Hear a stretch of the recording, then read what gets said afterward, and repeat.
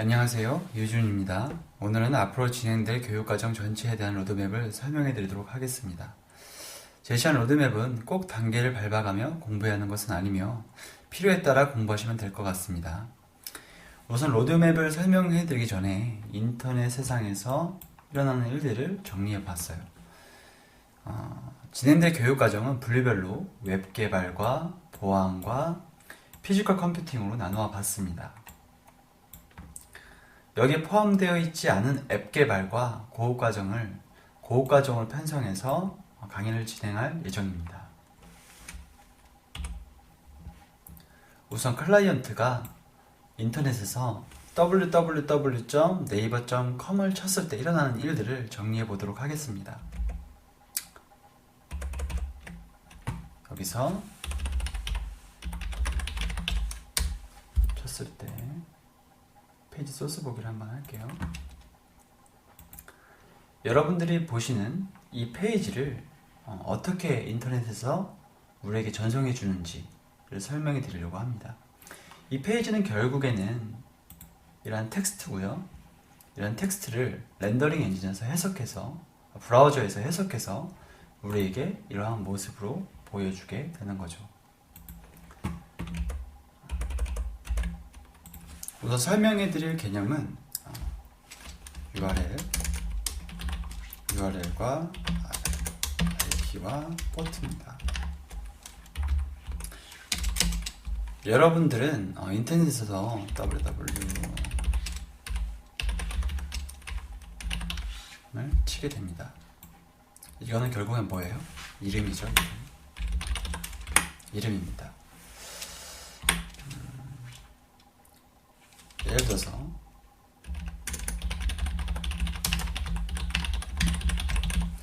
바울랩 ICT 기술연구원을 택시기사 아저씨한테 여기 가줄 수 있냐고 물어봤어요. 아저씨가 가줄 수 있다고 대답을 해주실까요? 대부분 이제 택시기사 아저씨들은 여기를 모르기 때문에 가주실 수 없으실 겁니다. 이름이죠, 이름. 근데 우리가 여기 이 이름이 아닌 동광로 137 대동빌딩 4층이라는 곳을 가달라고 얘기를 해드리면 아저씨가 내비게이션을 찍겠죠? 그러면 여기에 당연히 올 수 있으실 겁니다. 이 주소를 뭐라고 하냐면 IP라고 해요. IP.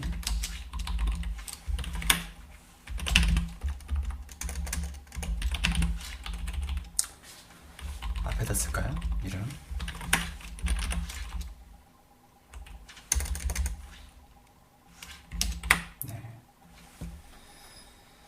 주소의 얘는 뭐 224.34.21.224 이런 IP겠죠. 예시를 들자면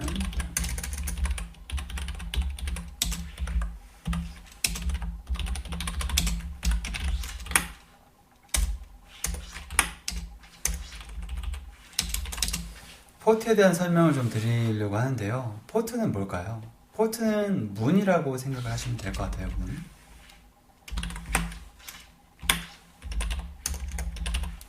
예를 들어서 저희 회사에서 서버를 운영을 하고 있는데요. 자, 여기에 5000번이라고 보이시나요? 5000번? 네. 여기 5000번이라고 적혀 있는데요. 땡땡하고. 근데 이거를 한번 바꿔볼게요.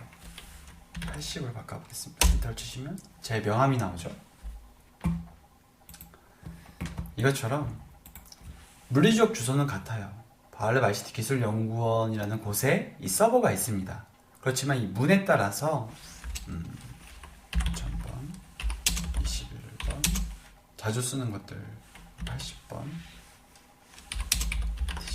등등이 있습니다. 물리적인 주소는 같지만 들어오는 문이 다른 거죠. 문이 다르면 완전히 다른 페이지가 뜨게 됩니다. 네. 그런데 우리가 컴퓨터를 처음 샀어요. 처음 샀는데 모든 이 이름, 이 URL에 대한 IP를 가지고 있을까요? 컴퓨터가? 그렇지 않거든요. 이거를 물어봐야 합니다. 누구에게 물어보냐면 DNS 서버에게 물어봐야 해요. DNS 서버에게. 도메인 네임 서비스라고 하는데요. 우선 클라이언트는 사용자가 입력한 www.naver.com을 가지고 인터넷 세상으로 나갑니다. 집에 가지고 계시는 IP타임 같은 허브나 스위치를 건너뛰고 인터넷 세상으로 나가게 되죠. 인터넷은 대부분 모호하게 표시가 되어 있지만 라우터의 집합이라고 보시면 돼요. 똑똑한 장비의 집합이라고 보시면 됩니다. 그리고 나서 이 인터넷을 지나서 DNS 서버에 가시면 이름과 주소가 매칭이 되어 있어요. 이름과 주소가 매칭이 되어 있습니다. www.naver.com이 224.34.21.224라고 명시가 되어 있어요. 그럼 이걸 가지고 다시 클라이언트에게 돌아오는 거예요. 그럼 그제서야 이 클라이언트는 www.naver.com이 가지고 있는 주소를 알게 됩니다. 이거를 URL이란 호스트라는 파일에 저장을 하게 돼요. 그럼 그 다음부터는 DNS 서버에게 물어볼 필요가 없는 거죠. 이 클라이언트가 가지고 있기 때문에 그렇습니다. 한 가지 더 부가적으로 설명을 드리자면 224.34.21.224 이게 호스트라는 파일에 저장이 되었다고 제가 말씀을 드렸었죠. 해커는 그 파일을 조작을 해서 224.34.21.224가 아닌 21.34.54.32라는 IP로 이 네이버 서비스를 하고 있는 겁니다. 어떻게 해요? 가짜로 만들어서요. 예를 들어서 좀 보여드리자면요. 여기 보시면 네이버 페이지랑 같죠? 지금 네이버 페이지랑 같습니다. 그런데 여기 뭐라고 써있나요? 바울랩에서 제작한 파밍 예제라고 되어 있죠. 똑같은 페이지를 제작을 해서 서비스를 하고 있는 거예요. 무슨 IP로요? 21.34.54.32 이건 네이버 페이지가 아닙니다. 네이버 페이지가 아니지만 지금은 로그인하고 패스워드를 치는 창이 없지만 이거를 뜨게 할 수 있거든요. 뜨게 하면은 사용자는 아무런 의심 없이 로그인 버튼을 누르겠죠. 아이디와 패스워드를 쓰고. 그럼 이거는 저의 컴퓨터에 들어오게 됩니다. 로그인 될까요? 안 될까요? 로그인 됩니다. 로그인이 왜 되냐면 이걸 다시 네이버에게 전송을 해주는 거예요. 그러면 이제 이게 맞기 때문에 정상적인 아이디와 패스워드이기 때문에 다시 저에게 로그인 된 창을 포워딩을 해줍니다. 저는 그걸 다시 클라이언트에게 넘겨주는 거죠. 이게 페이지만 가짜로 만들어진 거예요. 여기 아까 보여드렸던 이 소스를 그대로 여러 가지 파일과 연계해서 포워딩을 해주면 이런 페이지가 됩니다. 아무거나 눌러보시면 그때부터는 네이버 페이지가 뜹니다. 실제로 네이버 서비스가 되는 거예요. 보안을 하시겠다고 하시는 분들이 많으셔서 부가적인 얘기를 좀 드리고 있습니다. 우린 드디어 네이버에 대한 주소를 알게 되었습니다. 224.34.21.224라는 주소를 알게 되었고요. 예시입니다. 예시고요. 클라이언트는 여러 가지 장비를 통해서 인터넷 세상으로 나가게 되고 인터넷 세상에서 네이버가 있는 주소로 들어오게 되죠. 처음 만나는 장비는 나트라는 장비입니다. 나트라는 장비는 뭐냐면 RP 버전 4는 한계가 있어요. 이 주소가 늘어날 수 있는 범위가 이미 거의 다 썼기 때문에 고갈되었거든요. 그래서 나트라는 장비는 뭐냐면 밑에 하단에 얼마만큼의 장비가 있던지 외부로 나가거나 들어올 때는 한 IP로 통일해주는 그러한 장비입니다. 지금은 IP 버전 6랑 같이 혼용해서 쓰고 있고요. 지금 여기 보이시는 이 IP 구조는 IP 버전 4입니다. 그리고 이 나트에서 DDX나 IPS나 파이어월 그리고 다른 장비들을 지나서 서버로 들어오게 됩니다. 제가 이렇게 간략하게 표시를 해놨지만 사실 이렇게 서버 구조가 간단하지는 않아요. 그러니까 서버도 뭐 웹서버, 어플리케이션 서버, DB 서버가 따로 있고요. 보안 장비도 이것뿐만 아니고 다른 보안 장비들이 윗단에 많이 붙어 있습니다. 이 서버에서는 클라이언트가 정상적으로 요청을 했기 때문에 당연히 우리가 아까 봤던 텍스트를 포워딩을 해주겠죠. 이미지랑 같이. 그제서야 클라이언트가 그러한 텍스트를 가지고 브라우저가 해석을 해서 우리에게 화면을 보여주게 되는 거죠. 한 가지 더 설명을 드리자면 DDX는 뭘까요? TV에 많이 나오죠. 디도스를 방어하는 장비입니다. 인계치 기반이고요. IPS는 이제 행위 기반. 얘가 어떤 행위를 하고 있는데 이것은 우리 내부에서는 일어나서는 안 되는 행위야 라고 했을 때 얘가 막습니다. 그리고 유명한 방화벽. 이 방화벽은 어떤 장비냐면 IP와 포트를 막는 장비예요. 매일매일 뭐 국정원이나 기사나 금융감독원 같은 데서 오는 해커의 IP나 파밍 주소 이런 게 오거든요. 그러면 그거를 이 파이어월에서 입력을 시켜서 막아버리는 거죠. 얘가 어떤 행위를 안 해도 그냥 막는 겁니다. 먼저 웹 개발 과정에 대해서 설명을 좀 드리려고 합니다. 프론트 엔드와 백엔드를 묶어서 풀스택 과정으로 좀 편성을 해봤어요. 이게 어떤 얘기냐면 앞으로 잠깐 돌아가서요. 이렇게 나눠서 이쪽을 프론트 엔드, 이쪽을 백엔드 라고 보시면 될 것 같아요. 아주 쉽게 좀 설명을 해봤습니다. 초등학교, 중학교라고 되어 있는데요. 여기서 초등학교는 초등학교 3학년 이상이고 중학교는 중학교 1학년 이하를 얘기를 합니다. 중학교 2학년 이상이 듣기에는 좀 쉬운 과정이고요. 초등학교 3학년, 2학년 이하가 듣기에는 또 너무 어려운 과정이지 않나 라는 생각을 합니다. 파이썬 교육용 프로그래밍 언어인 러플과 러플을 좀 편성을 해봤어요. 러플. 처음 접하는 학생들은 좀 쉽게 접할 수 있을 것 같아요. 그리고 마인크래프트 잘 아시죠? 이건 게임입니다. 게임인데 마인크래프트를 가지고 파이썬을 배울 수가 있어요.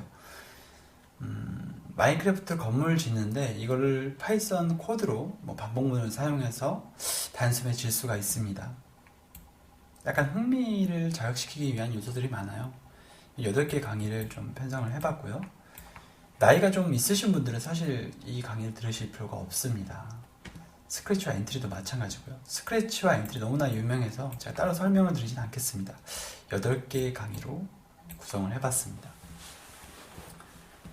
초급 과정을 좀 설명을 드리자면 초급 과정은 HTML, CSS를 묶어봤고요. 그리고 자바스크립트, 파이썬 이렇게 한번 묶어봤습니다. 12개 강의, 16개 강의, 16개 강의 이렇게 편성이 됐고요. 중급 과정은 이것을 사용한 프레임워크인 부트스트랩.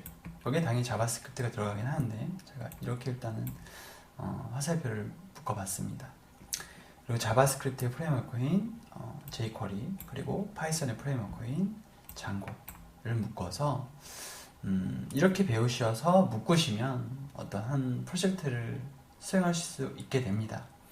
그런데 파이썬이 약간 더 고급 과정인 알고리즘 과정을 섞을 예정이에요. 16개 강의로 묶어봤습니다. 프로젝트는 오프라인에서만 구성이 된다는 것을 좀 말씀을 드리고 네, 보안을 설명해 드리도록 하겠습니다. 앞에서 이제 개발 과정과 똑같습니다. 이쪽은 초등학교, 중학교 과정은요. 그리고 초급 과정 같은 경우에도 여기까지는 같죠.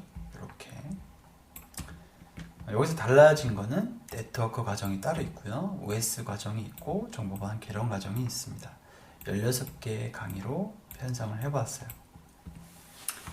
HTML, CSS, 자바스크립트의 심화 과정이 웹패킹 과정이 있고요. 그리고 파이썬과 네트워크와 OS와 정보보안을 묶어서 나중에는 중급자 과정으로는 네트워크 해킹, 시스템 해킹, 파이썬 익스플로잇을 활용한 해킹 그래서 16개의 강의로 묶어봤습니다. 여기도 마찬가지로 프로젝트는 오프라인에서만 이루어진다는 것을 말씀을 드립니다.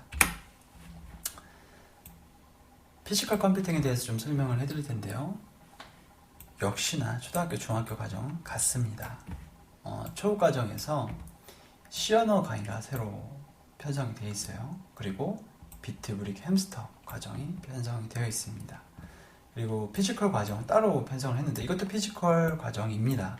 그렇지만 약간 초급 단계의 과정이어서 피지컬 컴퓨팅이라고 할 수 있는 것들 정말 실제로 실생활에서 활용될 수 있을 만한 것들을 만드는 과정을 한번 넣어봤고요. 아두이노 강의와 라즈베리 파이 강의를 16개씩 할 예정입니다. 여기도 프로젝트는 오프라인에서만 진행된다는 것을 말씀드립니다. 그것 과정 잠깐 설명을 해드릴게요. 파이썬 과정이고요. 파이썬을 활용한 빅데이터 분석 8개 강의로 편성을 해봤습니다. 데이터 분석, 그리고 금융 분석, 그리고 엑셀 파일 다루기, 웹 플로팅하기 등을 편성을 해봤습니다. 파이썬 로보틱스에 대해서는 자율주행 로봇을 만드는 건데 이거는 여기에 있는 거 말고도요, 라즈베리 파이를 이용한 자율주행 로봇 만들기도 같이 진행될 예정입니다. 8개의 강의로 편성을 해봤습니다. 여기서 진행되는 강의들은요, 기본적인 문법 설명을 안 해요. 그래서 여러분들이 앞에서 문법을 제대로 익히고 오셔야만 들을 수가 있습니다. 파이썬을 배우는 정보 보안 강의도 8개 강의로 편성을 해봤습니다. 파이썬을 이용한 웹해킹, 네트워크 해킹, 시스템 해킹을 배울 예정입니다. 또한 파이썬 익스플로잇을 사용하기 이렇게 편성을 해보았고요. 또 PyQt를 활용한 파이썬 GUI 프로그래밍도 같이 편성을 해보았습니다. 안드로이드 과정이에요. 여기는 자바 강의가 포함되어 있습니다. 그래서 오픈 API를 활용해서 프로젝트까지 하는 걸로 편성을 해봤고요. 또 아이폰 앱 개발도 같이 편성을 해봤습니다. 사실 이 분야는 제 분야가 아니라서 다른 분에게 부탁을 좀 드릴 예정이에요. 16개 강의. 그리고 풀스택, 심화 과정. 이분도 제가 학원에서 지금 강의를 하고 계신 분 중에 정말 유명하시고 잘 가르치시는 분이 계셔서 그분이 강의를 할 예정입니다. 22개의 강의로 편성이 될 예정이고요. jQuery나 AngularJS, AJAX, JSP 등등 이용한 웹 개발을 진행할 예정입니다.